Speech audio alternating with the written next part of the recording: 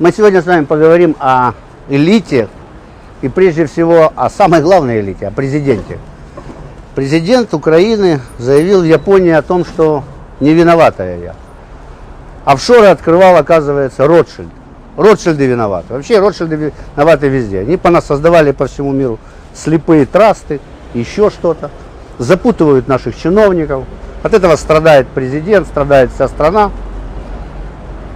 Но давайте задумаемся, о чем думал президент Украины, когда он в 2014 году давал свой паспорт президента Украины, давал доверенность президента Украины на то, чтобы открыть 3 офшорчика. Он туда даже не успел деньги загнать. Он не успел что-либо сделать. Но он их открыл. Вот о чем думает президент воюющей страны. Наверное, о том, что и дает как бы посыл своей стране. Ребята, а бизнес в Украине делать нельзя.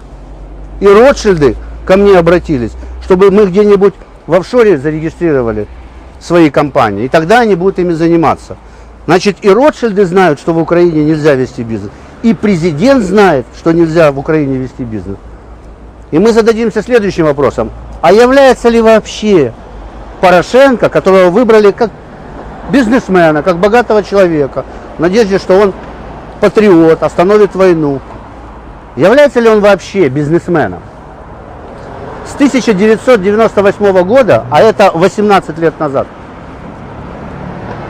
Порошенко работал на различных должностях государственных. Он был депутатом трижды, он был министром экономики, он был министром иностранных дел, он прекрасно сотрудничал с Ющенко, он великолепно работал с Кучмой, он потрясающе работал с Януковичем, был даже министром экономики. И все это время капиталы этого